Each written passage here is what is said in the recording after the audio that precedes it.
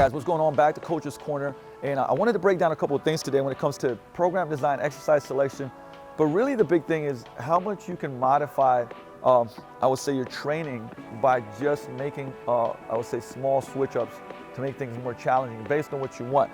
Because a lot of times what you're seeing now too is, people creating like wild, crazy exercises just because they're different.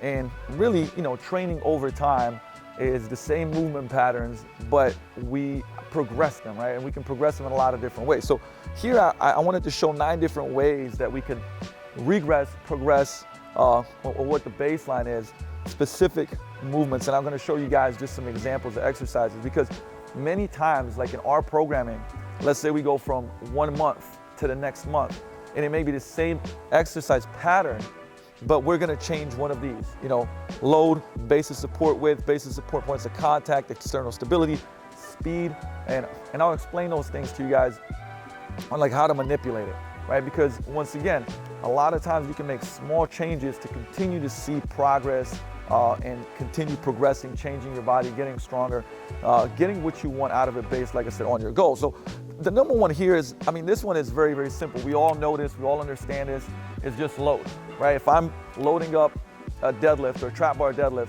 and over time, I'm going to obviously go heavier and or lighter. The regression would be lighter, the progression would be heavier. Now, I've always talked about intensification methods. What's cool about this, that if we take load, right, and we go down here, we can go and do a lot of different things like add pauses, right? We can add eccentrics, right, which means you're controlling that down. And those are all basically tempo based. So I can still control that through tempo, right? So there's a lot of ways to, even on the load side of things, progress and regress movements, right? If I go and do a trap bar deadlift with 200 pounds, and in the next couple of weeks, I still do 200 pounds, but I add a 3-second pause, right? That's gonna be a lot more challenging. So even there, like I said, there's many ways to go about it. And don't try to, like I said, overhaul programs and throw in crazy stuff just to do it so it's different, right? So that one, very, very, very, used a lot. From there we go like the base of support width. So number 2, and a really simple one to break down here is, you go wider base or closer base. So if I go down on the ground and do a plank position, right? Just because, like I said, we'll do body weight. I'm in a plank. If I go with this wider stance with my legs, so this is less challenging than if I bring my legs in, and or if I now have, like I said, just one leg, okay? Instantly more challenging. So creating a change in the base of support and width, even with the squats, you'll see wider, okay? So wider tends to have wider base of support and will usually be easier, right? You could usually load it more because you have a wider base of support, okay? And a progression is also fewer points of contact, which you'll see in the next one. And what I mean by that is, like, if I take away 1 point of contact in the push-up, if I all of a sudden go to one hand, right now that's a lot more challenging. There's less points of contact, more core, more stability is needed. So that's something that can be easily manipulated. So let's say if we're doing core training and progressing it, we could increase time, but we could also take away some, I'll say, narrow the base of support and take away some points of contact. So to number 3, base of support points of contact is essentially it. Now, here's what's cool, right? Like if we were to do say a one-arm row on a bench, okay? So now imagine there's a bench and I have one arm and my knee on it and my leg down on the ground. I have 3 points of contact, okay? And if I now all of a sudden take away one, or for instance, now I only have 2 and I'm here doing a row, okay? Now this is gonna be more challenging and I won't be able to lift as much weight. Now it's gonna create more stability. This is where you have to ask yourself, what do I want out of this drill, right? Same thing if we go back down on the ground and we say, okay, cool, we're doing a crawl position exercise. Okay, this is challenging. Once I lift this off, it's more challenging. Once I lift this off, now it's even more challenging, okay? Because now I have less points of contact, and that can go for just about any exercise, right? If I have, on lower body exercise, as soon as we go to, if we're doing a static lunge and we go narrower, more challenging. If I take this away and I have to do this squat, more challenging, okay? Like I said, you can progress the exercises, not just with load, but base support. External stability, number 4. More unstable, less unstable. Example, this is a great example, is I have the kettlebell right here. So if I go and do a press, okay? And you can see where the load is, and I'm pressing this up, okay? Pretty stable. Now if I go and bottoms up this, way, I'll say less stability here.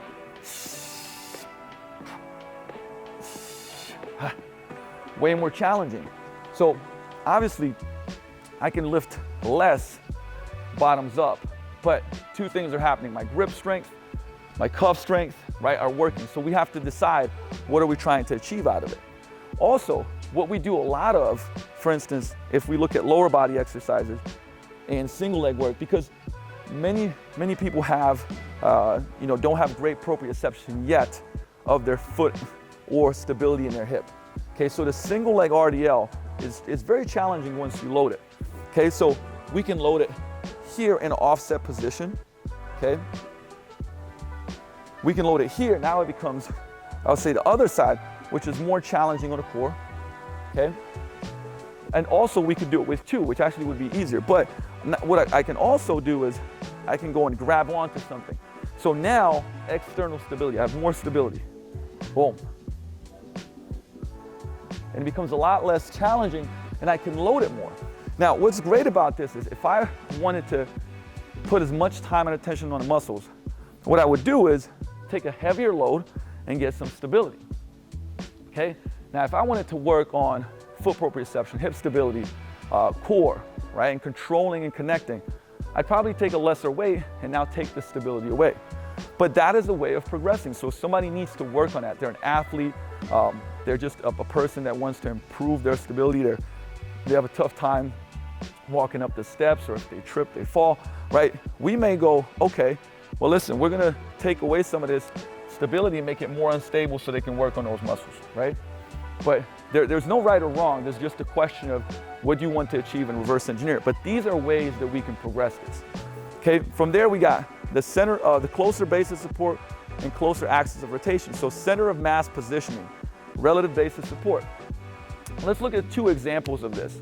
If I was gonna put a barbell on my back and squat it, okay? Now it's closer to my base of support. If I wanted to make this more challenging from removing the base of support, I would go an overhead squat with the barbell overhead. There's no way I can squat anywhere close to it, but now we have shoulder stability, core stability, positioning as we go down into that overhead squat position, right? A lot more challenging. Once again, if the goal is strength, hypertrophy, like mass, we probably pick a different exercise, front squat, back squat. But let's look at also a kettlebell, right? I could be in a goblet squat position here,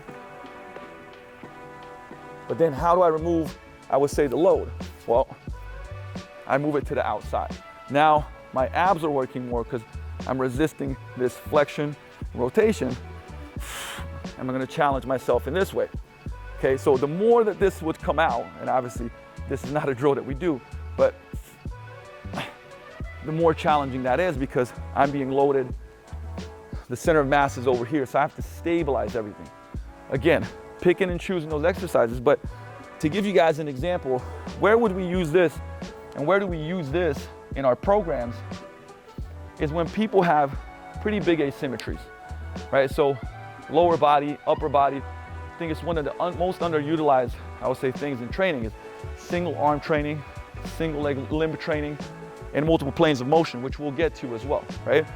But this is what I'm saying is that, once again, you could have a sandbag and remove that sandbag out in front of you, and now your upper back and your abs are working like crazy as you're squatting down, as you're doing a farmer's carry, whatever it may be. Okay, so center of mass is a great, like I said, progression, or saying just a tool of changing the effect of the exercise. From there, range of motion. I mean, this is another one that's, I feel, underutilized. And when you have people that just can't achieve a range of motion, obviously that's the regression, less range of motion. So There may be somebody that's in a static lunge, cannot get all the way down because they have a restriction in their hip mobility, they're tight, they start rounding. So maybe at this point in time, what we do is we put a pad underneath so they only go down to the pad and then come back up, right? They're going down to the pad and coming back up. And with time, they increase that range of motion.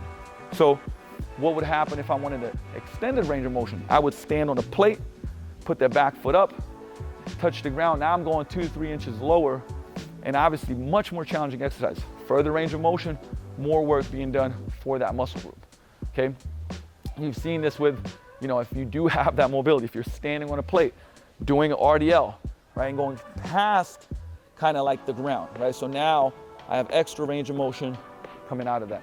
And those examples, you know, can go on and on and on. Regular push-up versus push-up on a parallettes, where we can go deeper into that position and range of the muscle. So this is pretty simple as far as lesser or greater range of motion. But remember, in a program, you could be doing a Bulgarian split squat, and then the next program, it's you change the load of the Bulgarian split squat and also increase range of motion. That's gonna be a different stimulus, and you're gonna see improvements and progression in your body changing. One that's really, really big, number 7, is speed. Simple to explain, slower to faster. It could just be an intent thing, right? So if I'm doing a reverse lunge with a load, I say control it down, explode up. So be control down, explode up, right? If I don't coach that, then guess what? More speed means faster, I would say more high threshold motor units activated. That's gonna make a change in your training and your performance. I love VBT, like I said, velocity-based training, where we can see the bar speeds. You guys have seen me do a whole presentation, vlog on this, right? Where I can see how fast the bar is moving, and I can actually push and say, hey, listen, let's get this to 0.8 meters per second. Let's get this a little bit faster, and they can see the number, okay? So we can do that with loads, lighter loads, heavy loads, like even if a load is heavier, intent of speed, and we can see the speed. Okay, this is underutilized in training, again, very underutilized in training. From there, we got movement and complexity, static to dynamic. I just showed you guys here. If I'm static in a static lunge position, okay, this is less movement complexity than a reverse lunge, okay? Less movement complexity than a forward lunge. Now what if we connect them and we have a reverse to forward, back up to high knee, right? Or for instance, a reverse lunge to high knee. More complexity, right? So we can progress it that way and regress it that way. And remember, a regression is sometimes a progression. So if somebody can't do an exercise and we take a step back, this will be harder for them because they can do it, okay? So always remember that I don't even like the word regression. I just like essentially saying the right exercise for you at this point in time. And then from there, after movement complexity, now we have ranges of motion. Okay, again, another thing, too many people, you know, our sagittal plane is this, right? So if I'm doing a lunge, right, this is the sagittal plane, okay? Frontal plane is here, okay? And then transverse plane, think, boom, this might be a transverse plane, okay? Now, most people train just in the sagittal plane. And this is a good start. It's just kind of, you want to master that, or should I say you want to own that. But what happens in many training programs, there's not a lot of movement variability. And because of that, joints get overworked, muscle tissues get inflamed because it's too much repetition in short ranges of motion, not enough movement in different planes of motion. And that's how people get beat up, right? Doing the same thing over and over and over and over again. And it's part of the issue. And it's very important to include this in training, regardless of your goal, right? Because remember, when we're training, we're trying to improve body composition, health, and performance, right? So if you're looking better but beat up and hurt and in pain, no bueno, right? If you're looking better but your performance sucks, at least in my world, I think that's not great, right? But now think about, as you're making your programs, how these switches, like, and remember, you don't have to do all of these. Matter of fact, you probably want to just plug in one at a time and have some really, really good results from just changes. And imagine how much you can progress a certain exercise, implementing some of these into your and your clients' programs. So I'll leave you with that.